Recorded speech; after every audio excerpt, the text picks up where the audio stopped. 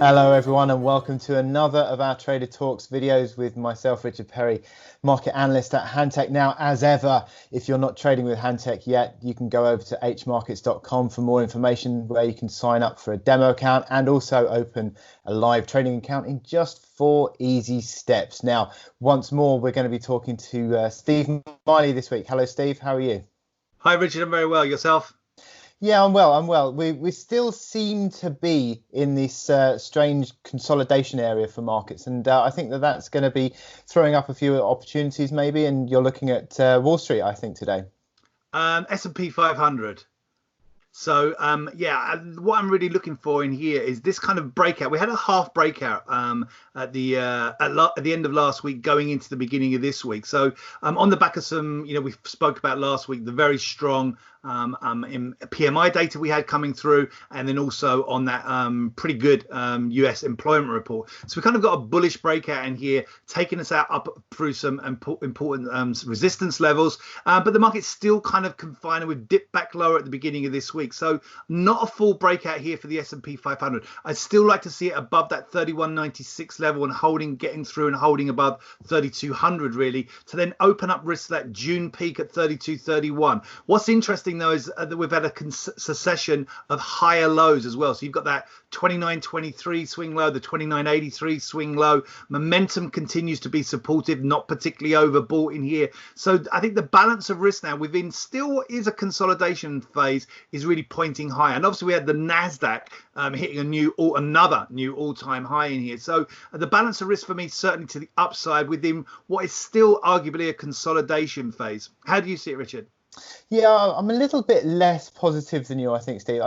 I still see that S&P 500 is effectively building this sort of 10%, 300 odd tick range over the past months. And I think either side of that, whichever way it breaks, you're obviously going to see that projected either lower or higher. Now, what for me I'm a little bit concerned with is this sort of consolidation that effectively is coming ahead of what is likely to be a deterioration in US data, I think, into Q3 as the COVID-19 infections start to hit through the economy. You're going to start to see confidence levels hit. Probably the economic growth stats are going to have to be reined in. So I think that's going to play out through the markets in the next few weeks. And I think we could see a bit of a ranging situation forming through these markets with that in mind. Now, I would still be backing the bull side for an eventual breakout. I just think that Q3 is going to be really difficult to sustain the move higher. Fiscal support is likely to come, and that would probably be a boost to markets. But I think essentially we're going to be in for a choppy few weeks ahead.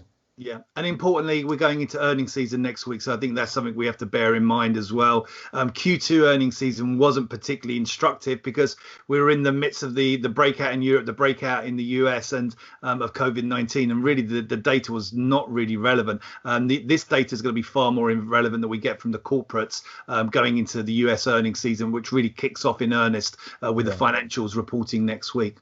Yeah. You're looking at Euro Yen though, right? Yeah, we talked about Euro Yen a few weeks ago.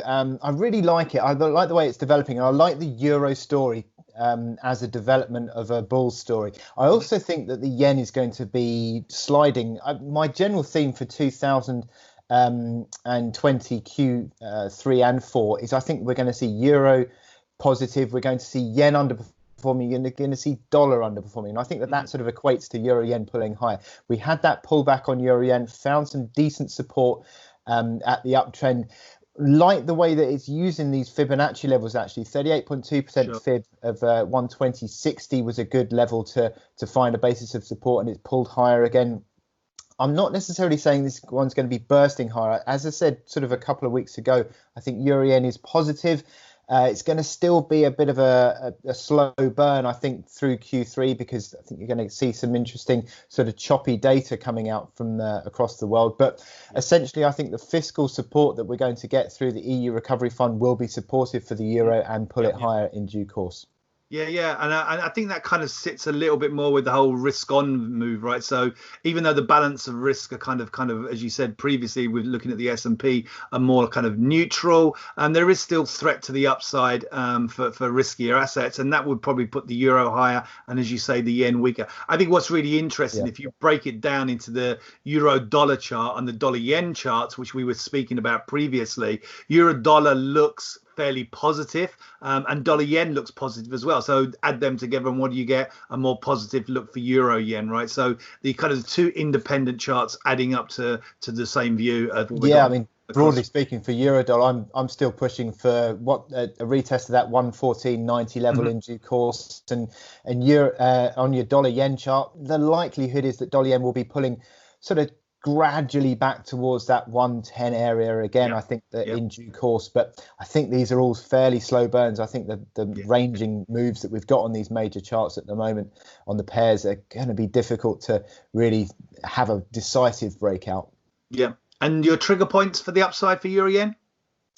I think these discussions that we're going to get through the EU Recovery Fund there in 17th, 18th of July, we're going to get more update on that. I think generally speaking, the economic recovery of 2020 H2 is going to be still pulling forward. It's going to be choppy, but I think we're going to still be on track for that. Agreed. Excellent. Well, thanks a lot, Steve. Good charts again, good chat, and we'll speak to you all again next week for more Trader Talks videos. Thanks a lot. Thanks a lot, guys.